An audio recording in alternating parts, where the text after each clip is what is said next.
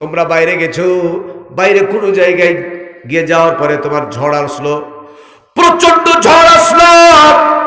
ঝড়ের মাধ্যমে শরীর থেকে কাপড়, পুরুষ মানুষ শরীর থেকে সমস্ত কাপড় ঝড়ে উড়িয়ে নিয়ে গেছে, একটা সুতাও নাই, একটা সুতাও তোমার পরনে নাই।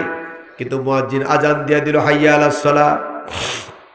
যেমন আজান হয়ে গেল, যদি তোমার সম্ভব না হয় বাড়ি পৌঁছা, এমত অবস্থায় রাসূল বললেন আর চিন্তা করার দরকার নাই, পুরোপুরি উলঙ্গ অবস্থায় নামাজ শুরু করে দিবা। 1% নামাজের কমতি হবে না, পুরোপুরি নামাজ হয়ে যাবে। সুবহানাল্লাহ বলবেন না জোরে? 2 নম্বর হলো, গাছের নিচে তুমি আরাম করতেছিলে, হঠাৎ করে পেশাব পায়খানা হয়ে গেছে, কাপড় নষ্ট হয়ে গেছে, কাপড় পরিবর্তন করার মতো কোনো সুযোগ নাই। এখন কি করবেন? চিন্তায় পড়ে যাবেন, ওয়াক্ত হয়ে গেছে, আজান হয়ে গেছে। নবীজি বললেন চিন্তার কারণ নাই, যদি কাপড় না পাওয়া যায় মাটি দিয়া মুছে নাও, মাটি দিয়া সেটাকে পায়খানাটাকে মুছে নাও।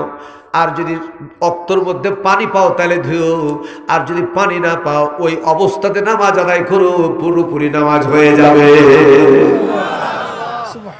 3 নম্বর হলো, শুনছেন 3 নম্বর হলো, মনে কিছু নিয়েন না, বোঝার জন্য বলছি।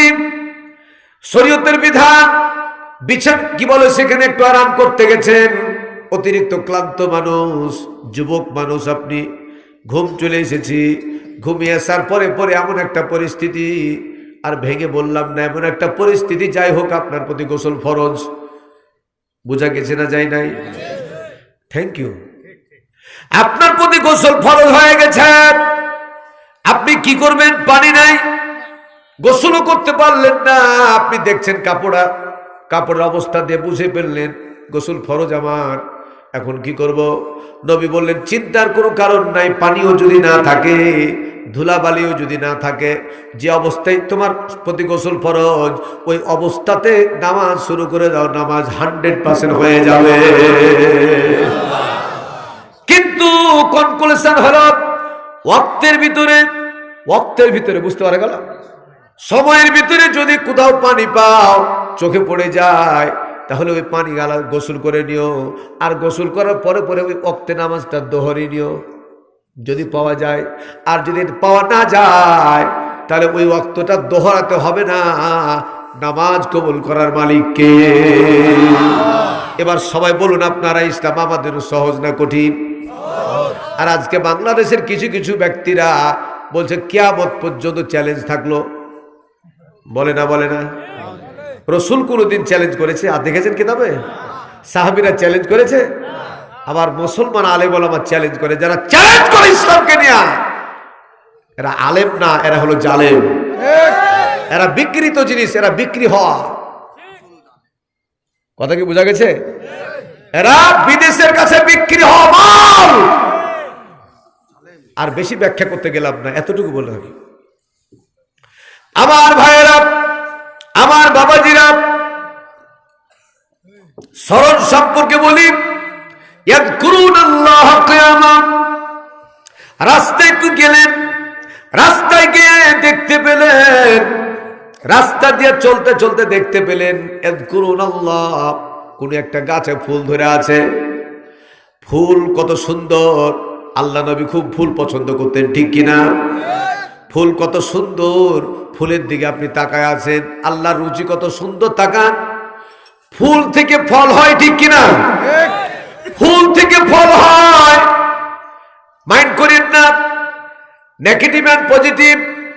একটা ছাগলকে অন্য একটা পুরুষ ছাগলের কাছে নিয়ে যাওয়ার পরে তার বাচ্চা আছে, ঠিক কিনা? মোরগেরও তাই, মানুষেরও তাই, এটাই সিস্টেম, ঠিক কিনা? কিন্তু ফুল পুংকেশরের স্ত্রী কেশর আছে না নাই? কিন্তু একটা ফুল আর একটা ফুলের কাছে তো যেতে পারে না, এরকম যেতে পারে না, হাঁটতে পারে না, চলতে পারে না, একটা জায়গায় থাকে। এজন্য কোন একটা কাকে দায়িত্ব দিলে এই কাজটা মানানসই হয়। আল্লাহ রুচি কত সুন্দর, এজন্য আল্লাযীনা ইয়াযকুরুনাল্লাহ, ওই ব্যক্তি তাকায় তাকায় দেখছে ফুল যেমন সুন্দর, আর এই নেগেটিভ পজিটিভটা আমার ভাইয়েরা এটা মিলন ঘটানোর জন্য আল্লাহ পিঁপড়াকে দায়িত্ব দিলেন না, তেলাপোকাকে দায়িত্ব দিলেন না। ফুলের চাইতে কোনো ক্রমে সুন্দর কম না, যার নাম হলো প্রজাপতি। তাও সুবহানাল্লাহ বলবেন না? প্রজাপতিকে দায়িত্ব দিলেন পুংকেশর এন্ড স্ত্রীকেশর, দুটাতে বসবা, দুটাতে মিলন ঘটাবা তুমি, একটা রস নিয়ে আর একটাতে দিবা, তাহলে ফল হয়ে যাবে। আল্লাহু আকবার। আমার ভাইরা, নবীজি বললেন আল্লাহর সৌন্দর্যগুলা কোনো ব্যক্তি যদি 1 ঘন্টা তাকায় দেখে, 1 ঘন্টা কত ঘন্টা? আল্লাহ সৃষ্টি নৈপুণ্যতার দিকে 1 ঘন্টা যদি কেউ তাকায়, নবীজি বলছেন 70 বছরের নফল ইবাদতের সওয়াব আল্লাহ তাআলা তার আমলনামায় দান করে দিবে।